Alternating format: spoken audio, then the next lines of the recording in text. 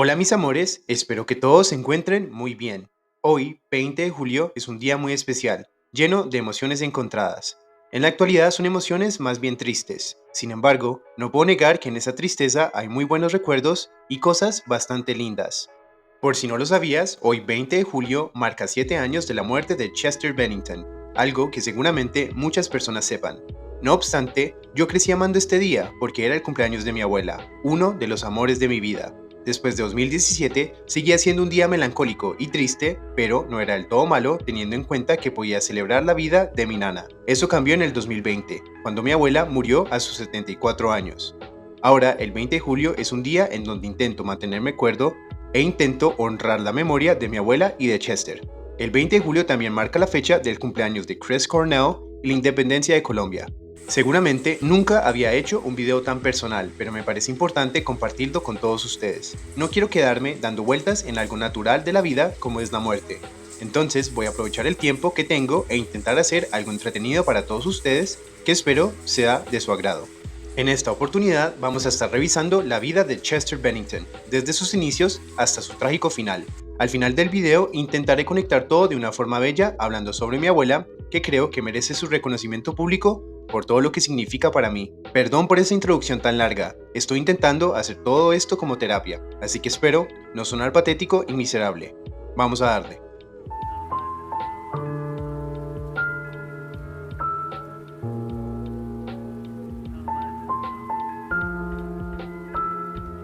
La vida temprana de Chester es muy importante de mencionar, es sumamente trágica y como suele suceder en todas nuestras vidas, su infancia fue lo que lo moldeó como persona, tanto en los aspectos positivos, especialmente también en los negativos. Chester nació el 20 de marzo de 1976, en Arizona. Su madre, una enfermera, y su padre, un policía investigador que se dedicaba a investigar casos de abuso a niños. Con una ironía un poco macabra, Chester iba a ser un niño abusado y su padre nunca se enteró hasta que su mismísimo hijo se lo confesara. Tristemente, con tan solo 7 años, el pequeño Chester era abusado sexualmente por un amigo de su padre. Era una situación muy difícil. A esa edad, él tenía miedo de denunciarlo, por miedo de que creyeran que era homosexual o porque seguramente iba a ser tomado como una mentira. El abuso siguió por años, hasta que Chester cumplió 13. ¿Por qué duró tanto tiempo? A los 11 años, los padres de Chester se divorciaron y lastimosamente la custodia la ganó el padre. El divorcio fue otro suceso extremadamente difícil y fue a esa edad donde Chester conoció las sustancias y las drogas. El vocalista logró escapar de su abusador porque fue a vivir con su madre, que tuvo efectos muy positivos pero también negativos. En la secundaria, debido a su aspecto físico, empezó a recibir mucho bullying. Por estas épocas, Chester había descubierto la música alternativa, con bandas como Stone Temple Pilots, Alice in Chains, Deftones, Nirvana, Pearl Jam y Soundgarden. Naturalmente, sus prendas de vestir empezaron a parecerse a todos sus ídolos. Viviendo con su madre fue que empezó a surgirle el interés de crear una banda. Chester siempre se había interesado por la música. En sus momentos oscuros, se enfocaba en escribir poemas, a dibujar e intentar plasmar su dolor de una forma artística. Por estas fechas, creó diferentes bandas, pero solo una tuvo éxito y relevancia. Es nada más y nada menos que la banda que siempre piensas cuando se te viene a la mente Chester, Grey Days. A ver, la historia de esta banda es interesante. Estuvo activa desde 1993 hasta 1998. En ese tiempo lanzaron dos materiales de estudio con Chester. Si conoces esta banda, seguramente es porque escuchaste los discos lanzados en 2020 y 2022, que cuentan con la voz de Chester. Pasa que en 2017, antes de la tragedia, los miembros originales se reunieron y pensaban hacer alguna gira o otro material, pero eso no llegó a completarse. Con el permiso de la esposa de Chester, Grey Days tuvo permiso de reutilizar la voz de Chester de los antiguos discos para un nuevo material, con los instrumentos nuevamente grabados. Y aquí hay buenas canciones, y me parece increíble que muchas fueron escritas cuando Chester solo tenía 12 años. Una locura, y el ejemplo perfecto de que siempre perteneció a la música. Volviendo al pasado, en 1998, debido a problemas creativos, Chester dejó la banda y eventualmente se acabó completamente, hasta el 2017. Pero bueno, eso ya se los había contado. En 1996, Chester tuvo un hijo con Elka Brand. Ese mismo año, se casó con Samantha Mary Ollett, con quien tuvo un hijo en 2002. Debido a conocidos en común, Chester recibió unos demos de una banda que estaba buscando un vocalista. Después de escuchar dichas canciones, pensó inmediatamente que tenía mucho potencial. Me estoy refiriendo a nada más y nada menos que la banda que siempre piensas cuando se te viene a la mente Chester. Xero. Xero era un proyecto musical creado por los amigos de secundaria Mike Shinoda, Rob Bourbon, Brad Dawson y Joe Hahn. Se ven conocidos, ¿no? Pues en 1999 habían perdido a su vocalista Mark Wakefield, porque según personas que lo conocían, no cantaba bien y era cristiano. Xero hasta ese momento solo tenía un demo con 4 canciones y se puede encontrar fácilmente por internet. Desde el principio querían combinar el rap con el rock. Este demo tiene los vocales de Mark, y es bastante curioso escuchar y pensar en lo que pudo ser. Chester y especialmente Mike conectaron rápidamente. Cuando firmaron con Warner como disquera, les pidieron que cambiaran el nombre de la banda. Y ahora sí, es nada más y nada menos que la banda que siempre piensas cuando se te viene a la mente Chester. Hybrid Theory. Perdón por ese chiste tan malo, pero es la última vez que lo puedo usar. Sí, en un tiempo la banda se llamó Hybrid Theory, pero la disquera pidió que cambiaran nuevamente para evitar confusiones. Fue ahí donde por fin surgió el nombre Linkin Park. Con ese nombre lanzaron su primer material de estudio, que buscaba ser su disco homónimo, pero no se dio. Hybrid Theory es una obra maestra, aunque personalmente no es mi álbum favorito, está muy cerca. Es extremadamente revolucionario y fue el material que trajo al nu metal a la fama mundial. Es curioso porque de todos los discos diría que este es el que más tiene rap, pero se combina muy bien con los elementos rock y electrónicos de la época. Hay que decirlo desde el principio, la voz de Chester es una de las mejores del rock, tanto en sus armonías como en sus gritos. Simplemente es una voz demasiado potente, demasiado honesta, demasiado perfecta. Aquí ambos vocalistas traen sus perspectivas a la letra, Mike hablando de problemas generales que todos tenemos y Chester entrando en todos sus traumas, en sus adicciones y sus demonios personales. Solo hay que ver las canciones que hay acá, y Dios mío, son clásicos de clásicos. Paper Cut, In the End, One Step Closer, no puedo seguir más porque me vengo, así que continuemos. Como era de esperar, este álbum fue un éxito completamente absurdo, destruyendo records, vendiendo absolutamente todo y por consiguiente, la banda estuvo de gira haciendo hasta el 2001 321 conciertos. En mi opinión, este es el mejor álbum de Linkin Park. Aunque su debut tiene mejores canciones individuales, este me parece mucho mejor en flow y en conexión. Aunque ambos discos son muy similares en temáticas y en ejecución, este tiene un sonido mucho más rock y menos trap. Obvio que siguen rapeando, pero menos que Hybrid Theory. Aunque Chester se sentía muy feliz y orgulloso por el éxito conseguido por su banda, algo no estaba del todo bien. Como mencionaba antes, Linkin Park explotó el movimiento musical y ya estaban en giras importantes encabezando las alineaciones. Por eso, la salud mental de Chester no podía estar tranquila, por el constante movimiento y viajes largos por todo el mundo. Es por eso que se refugió en el alcohol. Meteora no fue tan exitoso ni tampoco rompió tantos récords como su antecesor, pero igual fue un éxito enorme que cualquier banda ni siquiera puede imaginar. Actualmente es el octavo disco más vendido de este siglo. Estuvieron de gira casi 2 años enteros, desde 2003 hasta el 2004, nuevamente empeorando la salud mental de Chester. Algo que me parece importante destacar es que Linkin Park no buscaba replicar el ambiente ni el sonido de Hybrid Theory, sino buscaron hacer algo diferente, más experimental. Fueron muy influenciados por la cultura griega, la japonesa y música más comercial. Linkin Park estaba muy sobrecargado de grabar nueva música, hacer una gira y volver a empezar. Es por eso que todos sus integrantes decidieron tomarse un descanso. En ese descanso, naturalmente, los miembros embarcaron nuevos proyectos musicales. Mike Shinoda creó el grupo Fort Minor, y lo que nos compete, Chester Bennington creó Dead by Sunrise, un grupo más enfocado en el rock y en el metal, que en el rap y el hip hop. Según Chester, todo surgió cuando estaba creando música para Linkin Park, pero se dio cuenta de que estaba escribiendo canciones muy diferentes a lo que la banda era en ese momento. Eran más oscuras, con un ambiente más tenebroso, con un sentimiento más punk. Aunque el proyecto inició en 2005, no fue hasta el 2009 que lanzaron su primer y único material de estudio, Out of Ashes. Se tomaron todo ese tiempo porque Chester debía balancear su vida. Por estas épocas se estaba divorciando de Samantha Marie debido a las largas giras y problemas con el alcohol. Además, Chester estaba agotado de viajar por todo el mundo y estaba trabajando en un nuevo proyecto con Linkin Park y el mencionado álbum con Dead by Sunrise. En 2006 se casó con Talinda Ann Badley. Con ella tuvo 3 hijos. Este álbum es muy bueno, me gusta bastante. Me gusta ver a Chester en diferentes ambientes musicales y siendo sincero, funciona muy bien en todos. Si no lo has escuchado, es muy recomendable. Aquí es donde verdaderamente empezamos a ver la mente revolucionaria que siempre tuvo Linkin Park. Este material es un cambio de 180 grados en la banda, cambiando el sonido nu metal por un rock más alternativo. En el disco solo hay dos canciones que contienen el característico rap de Mike, cambiando todo eso por vocales cantados. Minutes to Midnight no es un álbum conceptual, pero sí tiene una temática que todas sus canciones comparten. Linkin Park hace una crítica a la sociedad americana consumista, que va destruyendo poco a poco nuestro planeta. Sin embargo, en mi opinión, se nota que Chester estaba pasando por un buen momento en su vida. Sus letras ya no son acerca de sus traumas y sus adicciones, sino una crítica a la sociedad, planteando preguntas como ¿qué putas le estamos haciendo al planeta?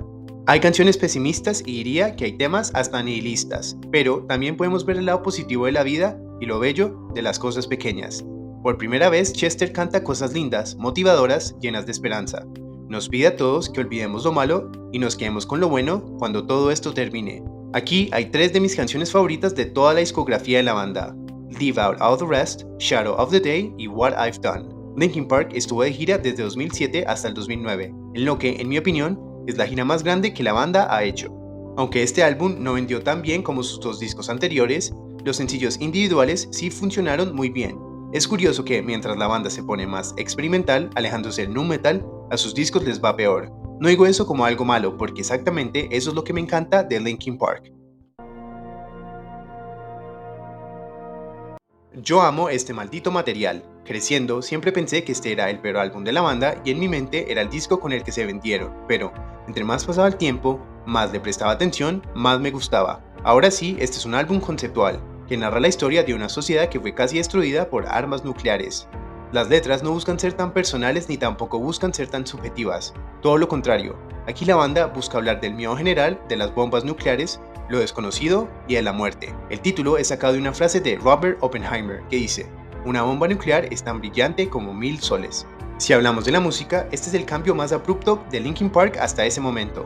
La banda siempre tuvo un sonido muy electrónico, gracias a Joe Hahn, pero por fin acá toma el protagonismo completo. En mi opinión, este siempre fue el material en donde Chester tuvo menos participación. Él varias veces dijo que se sentía incómodo en la creación del álbum, pero que lo tomó como un reto. Como suele suceder, este álbum tuvo menos ventas que los discos anteriores, pero igual fue un éxito que muchas bandas famosas nunca han alcanzado ni alcanzarán. Living Things siempre fue el primer álbum que escuché por completo de Linkin Park, así que siempre tendrá un lugar muy importante en mi corazón. Se podría decir que esta es la combinación de los últimos 4 trabajos de la banda.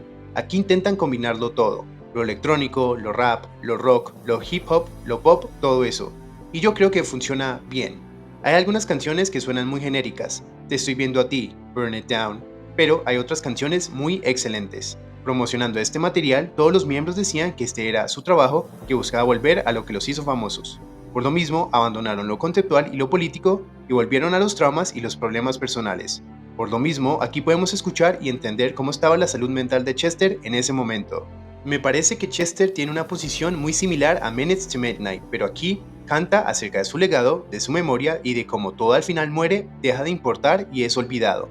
En su vida personal, durante la grabación del material, Chester tuvo una intervención de sus compañeros de banda y le pidieron que dejara de tomar alcohol, debido a que estaba afectando su vida y su trabajo. Ya en 2012, comentaba abiertamente que había dejado sus adicciones y que estaba intentando ser una mejor persona. Living Things, comercialmente hablando, le fue un poco mejor que su antecesor, pero ambos tuvieron números muy similares. Según Linkin Park, The Hunting Party fue su disco que buscaba definitivamente volver a su sonido pesado, parecido a Hybrid Theory. ¿Es un buen disco? Sí, lo es. Tiene canciones excelentes, pero nah. Personalmente siempre me encantó que los primeros 5 materiales de Linkin Park era una evolución constante y siempre hacían algo diferente e innovador. Que hayan decidido regresar a un sonido viejo y quizás obsoleto me pareció un error. No me malentiendas, es muy interesante escuchar un sonido más pesado de la banda con una producción actual y adecuada, y algunas canciones son sumamente infravaloradas, pero yo personalmente hubiera preferido algo más sustancial. En 2013, Chester se unió a una de sus bandas favoritas creciendo, Stone Temple Pilots. Con ellos lanzó un EP, High Rise. Según el vocalista, cumplió su sueño de niño al formar parte de la banda. Sin embargo, en 2014 salió de Stone Temple para enfocarse exclusivamente en la creación de este material. Líricamente, Chester vuelve a letras más cargadas de crítica que de su experiencia personal. Todas las canciones hacen una crítica a personas que se las dan de mucha cosa, pero en realidad son las personas más pecaminosas conocidas en la historia de la humanidad. Extrañamente, como era común en esas épocas en el rock mainstream, aquí hay muchas frases de unión, de rebelión y lanzar un grito de alianza para todos los marginados. Lastimosamente, comercialmente hablando, este es el peor álbum de la banda en toda su historia. Ni siquiera llegó al primer lugar del Billboard 200, cosa que habían hecho desde su primer álbum. Vendió la mitad de su antecesor, y según rumores, eso aterrorizó a Linkin Park. El último álbum de Linkin Park es raro. Tengo muchos sentimientos encontrados. Lo primero que destaca es que la banda tomó una dirección demasiado pop para mi gusto. Aunque no creo que los muchachos se hayan vendido, sí creo que su nueva dirección musical fue una respuesta a la mala venta de su antecesor. Sin embargo, que lo pop no te engañe, las letras de Chester acá son extremadamente depresivas y oscuras. Puede que no parezca a simple vista por la música feliz y alegre, pero por Dios, en mi opinión, las letras de Chester no habían sido tan pailas desde Meteora. Es demasiado triste escuchar las letras sabiendo lo que va a suceder después. Este disco fue demasiado criticado y odiado. Recuerdo cuando salió, todo el mundo le estaba dando una mala calificación diciendo que era el fin de Linkin Park. No sé eso hasta qué punto afectó a Chester, pero sí creo que tuvo un efecto muy negativo, que combinado con otras cosas que llevamos a mirar, era la fórmula para la tragedia. Pese a las críticas, comercialmente hablando, One More Light volvió a llevar a Linkin Park a la cima. No se compara a sus discos anteriores, pero sí le fue mucho mejor que a The Hunting Party. A mí nunca me molestó tanto este material. Como decía, el pop de acá no es de mi gusto completo, pero Linkin Park siempre estuvo en muchos géneros. Y si Chester no hubiera muerto, seguramente el próximo material hubiera sido algo completamente diferente.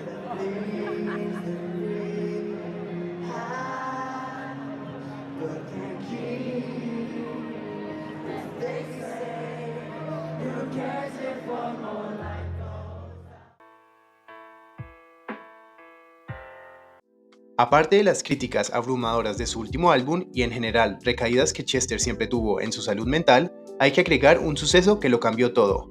Es bien conocido que Chester Bennington tenía una enorme amistad con Chris Cornell. Desde mediados de los 2000 compartieron muchos escenarios juntos y su relación se extendió de los escenarios. No obstante, el 16 de mayo de 2017, Chris terminó su propia vida. Personas cercanas a Chester afirmaron que desde ese momento, él nunca volvió a ser el mismo. En su última entrevista, Chester afirmó que no estaba bien, que estaba pasando por momentos muy difíciles y que su propia mente era lo que más le estaba haciendo daño. Este es el último video tomado de Chester, 36 horas antes de su muerte. Estaba intentando tener quizás un último momento con su familia. Se nota muy cansado, sus ojos dicen mucho, se estaba riendo y pasando un buen rato, pero seguramente ya sabía lo que iba a hacer.